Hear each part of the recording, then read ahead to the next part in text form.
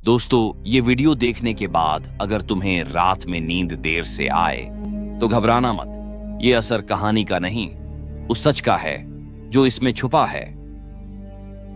उस रात जब बारातियों से भरी बस शिवनगर के रामपुरा के लिए रवाना हुई तो बस में पूरे जश्न का माहौल था। कालू की पेटियां पिछली सीट पर रखी थीं, जो बस के हिसकौले के साथ झूम रही थीं। वहीं बाराती भी दारू के नशे में झूमते हुए गा पी रहे थे, लेकिन बाकी लोगों पर इसका कोई असर नहीं पड़ा। और बस का ड्राइवर रघुवीर अब भी झूमते हुए पूरी तान में बस चलाए जा रहा था। उसे ऐसा झूमता देख मैंने बोला, रघुवीर भैया, बस थोड़ा आराम से चलाइए, जल्दी किस्बियापुरा जरूर होने वाला है। ऐसे पहले कि उसका मूड और बिगड़ता, मैं चुपचाप अपने सीट पर जाकर बैठ गया। और कुछ देर बाद जब मेरी नजर बस के बाहर पड़ी तो मैंने देखा कि हम गलत रास्ते पर हैं। सामने एक शक्ति मिल नजर आ रही थी, जिसे सालों पहले एक भयानक दुर्घटना के बाद बंद कर दिया गया था। मुझे याद आया कि ये मिल रामपुरा के रास्ते में नहीं बल्कि नागपुरा की तरफ पड़ती है। ये समझते ही मैंने फौरन बिदनोरी भैया को बस रोकने को कहा, लेकिन दारू का असर उनके दिमाग पर इस कदर चढ़ चुका था कि वो रुकने के बजाय मुझ पर ही भड़क गए। अब तू मुझे मेरा काम सिखाएगा, चुपचाप बैठ कर रह, नहीं तो यहीं उतर दूंगा। उस वक्त मैं उस ड्राइवर पर बहुत गुस्सा हो रहा था, लेकिन मैं कर भी क्या सकता था। इसी बीच मैंने सोचा कि समीर के पिताजी हरिशंकर को फोन करके इस तिथि की जानकारी दे दो। जैसे ही मैं फोन निकालने लगा, दिदोड़े ने अचानक बस का ब्रेक लगा दिया, जिससे मैं थोड़ा असंतुलित हो गया। और अभी मैं खुद को संभाल ही रहा था कि उसने कहा, लो पहुंच गए। मैंने सामने देखा तो एक बड़ी सी कोठी थी, जिसके चारों तरफ लाइट जगमगा रही थी। देखने में लग रहा था कि वहां भी कोई शादी हो रही है, पर मैं जानता था कि ये वो जगह नहीं है जहां हमें जाना था। मैं उस कोठी को गौर से देख ही रहा था कि इतने में सारे बाराती बस से उतरकर उस कोठी की तरफ चलने लगे। मैंने उन्हें समझाने की कोशिश की कि यो समीर की शादी नहीं है, लेकिन कोई मेरी सुनने को तैयार ही नहीं था। सब नशे में धूत थे, यहाँ तक कि ड्राइवर विद्धोरी भी सबके साथ कोठी के अंदर चला गया। मैं बस में ही रुका हुआ था और बार बार समीर के पिताजी हरिशंकर को फोन करने लगा, लेकिन उन्होंने कॉल नहीं उठाया। हार कर मैं बस से उतरा और वहां से पीछे की ओर जाने लगा। और मैं अभी कुछ ही देर चला था कि मुझे जबरदस्त थकान महसूस होने लगी। पसीना इस कदर बढ़ रहा था कि कपड़े पूरे पफीक चुके थे। मुझे चक्कर आना शुरू हो गया और मैं वही सड़क किनारे बैठ गया कि तभी पीछे से किसी ने लाठी से मेरे कंधे को छूते हुए पूछा, तू इंसान है या भूत? और जब मैं पीछे पलटा तो मैंने देखा एक बूढ़ा आदमी खड़ा था। तो मैंने जल्लाते हुए कहा, यहां भूत भी ऐसे सड़क किनारे बैठते हैं क्या? वह आदमी बोला, बाहर नहीं, पर कुछ दूर एक कोठी है, वहां सिर्फ भूत ही रहते हैं। मुझे लगा आज उनमें से कोई बाहर निकला होगा। मगर तू है कौन और यहां क्या कर रहा है? मैंने उसे सारी बात बता दी। मेरी बात सुनकर वो गहरी सोच में पड़ गया। फिर मेरे पास बैठते हुए बोला, देख बेटा, मेरी बात सुन, डरना मत। हो सकता है ये तेरी आखिरी रात हो, क्योंकि जिनके साथ तू आया है वो तुझे जाने नहीं देंगे। अगर अगली 3 रात तू किसी तरह यहाँ बच गया, तू वापस जा सकेगा। यह सुनकर मैं बुरी तरह भड़क गया। बाबा, आप भी कैसी बहकी बहकी बात कर रहे हैं? हाँ, माना कि यह जगह बिरान है, पर इसका मतलब यह नहीं यहाँ भूत है। वैसे भी मैं अभी यहीं से निकल रहा हूँ। इतना बोलकर जैसे ही मैं खड़ा हुआ, मेरा सिर जोर से चकराने लगा और मैं फिर वहीं बैठ गया। ऐसा एक बार नहीं, बल्कि डेली जब भी मैं खड़ा होने की कोशिश करता, मुझे चक्कर आने लगता और मुझे बैठना पड़ता। कुछ प्रयासों के बाद मुझे यकीन हो गया कि कुछ तो गड़बड़ है।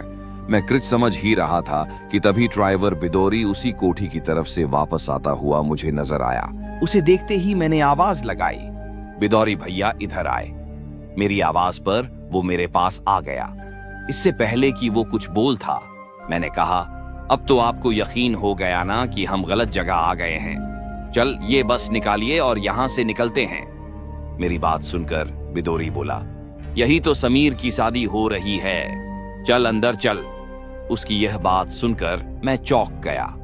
क्या? मेरे मन में कई सवाल उठे। इससे पहले कि मैं कुछ पूछता, इतने में वो बूढ़ी आदमी जो मुझे पहले मिला था अपनी लाठी से बिदोरी के पैरों पर मारते हुए बोला, अगर इसे ले ही जा रहा है तो मुझे भी साथ ले चल, दोने वाले मैं भी खा लेनागा।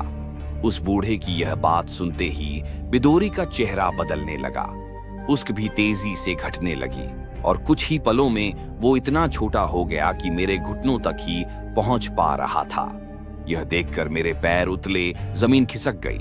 जैसे ही वो छोटा हुआ, बूढ़ा आदमी हंसते हुए बोला, और 1.5 फुटिए, लगता है तेरा पेट अभी तक नहीं भरा जो इसे भी लेने आ गया। उस पर वो छोटा बेदोरी गुस्से से चिल्लाया, तुझे भी एक दिन खा जाऊंगा। इतना बोलकर वो 1.5 फुटिया भूत तेजी से कोठी की ओर भाग गया। मेरे तो जैसे प्राण ही निकल चुके थे, मुझे घबराता दे। वो बूढ़ा आदमी बोला, डरो मत, जब मेरे पूछते ही वो बाबा अपने लिए पूछते थे, मुझे वो अभी दो। मेरे पूछते ही वो महंत देवदत्त अपने लिए पूछते थे, मुझे वो अभी दो। मेरे पूछते ही वो महंत देवदत्त अपने लिए पूछते थे, मुझे वो अभी दो। मेरे पूछते ही वो महंत देवदत्त अपनी लाठी मेरे मुझ के पास लाए और बोले, इन कीलों में से एक कील खींच लो। मैंने झटपट एक कील निकाली और बड़ी सावधानी से उसे निकल लिया। कील पेट में जाते ही मुझे धीरे धीरे सामान्य महसूस होने लगा। अब की बार जब मैं उठा तो सिर में चक्कर न और मैं वहां से निकल पड़ा और जैसे तैसे मैं एक जिला चिकित्सालय पहुंच जा और डॉक्टरों ने सर्जरी कर उस कील को मेरे पेट से निकाल दिया। कुछ दिनों बाद जब मैं ठीक होकर घर लौटा तब मुझे एक दिल दहला देने वाली खबर मिली। वो सभी बाराती जो उस रात मेरे साथ बस में थे, उनकी लाशें पुराना राजमार्ग की किनारे बिखरी हुई मिली। सिर्फ मैं बच गया था। अगर वो बूढ़ा महंत देवदत्त मुझे ना मिला हो था तो शायद आज मेरी भी लाश उन्हीं में गिनी जाती। महंत देवदत्त की बात में मेरी रूह कपा दी थी, लेकिन मन अब भी अधूरा था। मुझे कोठी की ओर खिंचाव सा महसूस हो रहा था, जैसे वहां कुछ अधूरा रह गया हो। मैंने तय किया कि एक बार फिर मैं अघोर हवेली जाऊंगा, इस बार डर के साथ नहीं, जवाब के साथ। मैं अमावस्या की अगली रात वही पुराना रास्ता पकड़कर कोठी पहुंचा। चारों तरफ सन्नाटा था। हाथ में बस एक टॉर्च और उस नाव की पुरानी कील थी जो महंत देवदत्त ने दी थी। जैसे ही मैंने कोठी का दरवाजा खोला, अंदर की ठंडी हवा और भारी लगने लगी। फर्श पर जले हुए निशान अब भी थे। मैं उस तहखाने की ओर बढ़ा जहां पिछली बार मेरी चेतना जवाब दे गई थी, लेकिन इस बार वहां कुछ और था। एक दीवार पर काले रंग से कुछ लिखा हुआ था, मैं वापस लौटूंगा। अमृता अधूरी है, बलि पूरी नहीं हुई। तभी पीछे से किसी की सांसों की आवाज आई। मैंने पलटकर देखा तो 1.5 फुट का प्राणी फिर सामने था, पर इस बार वो सिर्फ एक पछई जैसा देख रहा था। उसकी सकू धुंधली थी।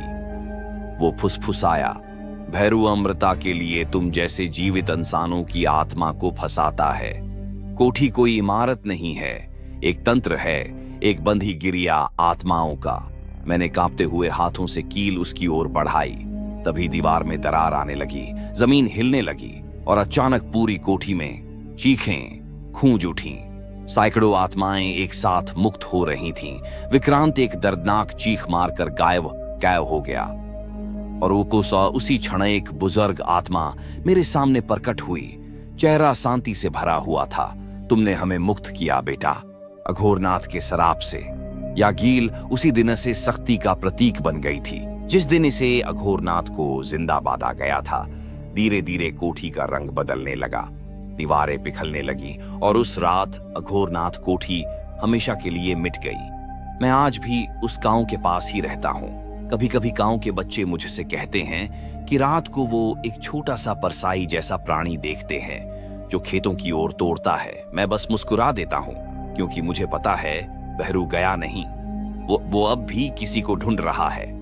कुछ दिन गुजर जाने के बाद जब मैं अस्पताल से ठीक होकर लौटा तो सबसे पहले उस लाठी वाले बूढ़ महंत देवदत्त को ढूंढने गया जिसने मुझे भूतिया कोठी से बचाया था।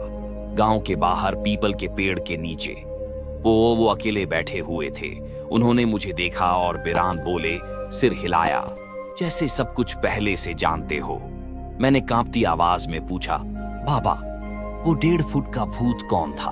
आप कौन हैं और उस कोठी में क्या है जो लोग उसमें जाकर लौटते नहीं? महंत देवदत्त ने एक गहरी सांस ला और बोले, जिसे तुम 1.5 फुटिया कहते हो उसका असली नाम कीतू है। वो पहले एक इंसान था, एक साधारण और सीधा सा लड़का, पर उसकी आत्मा अघोरनाथ सिंह ने बंदे बना ली थी। अघोरनाथ सिंह वो तांत्रिक था जो उस कोठी में 100 साल पहले रहता था। मैं चौंक गया। तो क्या अघोरनाथ सिंह अभी भी जिंदा है? नहीं, उसका शरीर तो जल चुका है, लेकिन उसकी आत्मा कोठी की दीवारों में कैद है। और विक्रांत, वो अभूत नहीं, एक माध्यम है, अघोरनाथ की आत्मा को भोजन पहुंचाने वाला। वो यारियों को कोठी तक खींच लाता है। मैंने डरते हो और पूछा, और अब आप कौन है बाबा? महंत देवदत्त ने जमीन पर लाठे टिका दे और उनकी आंखें एकदम से चमकने लगे और उन्होंने कहा, मैं वही हूं जिसने अघोरनाथ को जलाया था। मैं उस भीड़ का हिस्सा नहीं था, मैं उसका शीशे था। पर जब मुझे सच पता चला कि वो बच्चों और निर्दोषों की बलि दे रहा है, तो मैंने ही गांव वालों को सच्चाई बताई। उसी रात हमने उसे कोठी में ही जिंदा बांध दिया और यह लाठी, उन्होंने लाठी ऊपर उड़ाई। यह उसी लोहे की कील से बनी है जिससे अघोरनाथ को बांधा गया था। बूढ़े महंत देवदत्त की बात सो मैं स्तंभ बता। तो आपने मुझे क्यों बचाया? महंत देवदत्त बोले, क्योंकि तुम पहले इंसान थे जिसने डर कर भागने के बजाय कोठी का सामना किया, और क्योंकि तुमने नाव की कील खाई थी, वो कील अघोरनाथ वे शराब को तोड़ने वाली थी। मैंने पूछा, तो अब क्या ये सब खत्म हो गया? महंत देवदत्त मुस्कुराए। नहीं, बस गंभीर होकर बोले, नहीं, कोठी खत्म नहीं हुई, सिर्फ बंद हुई है। अघोरनाथ की आत्मा अब भी किसी नए माध्यम की तलाश में है। जब अगली बार कोई बारात उस रास्ते से गुजरेगी कि तू फिर लौटेगा। मैंने कांपते हुए स्वर में कहा, क्या मैं कृच कर सकता है? महंत देवदत्त ने मेरी आंखों में देखा और बोले, हाँ, ये लाठी अब तुम्हारे हवाले है। अगली बार जब कीत जागेगा तुम्हें वहां जाना होगा, लेकिन उस बार डर कर नहीं, बल्कि अंत करने। मैंने लाठी थाम ले। तो दोस्तों, आज की कहानी को यहीं समाप्त करते हैं। तब तक के लिए अपना ध्यान रखें और अनजान सुनसान जगहों से दूर रहें, क्योंकि हर रास्ता सुरक्षित नहीं होता।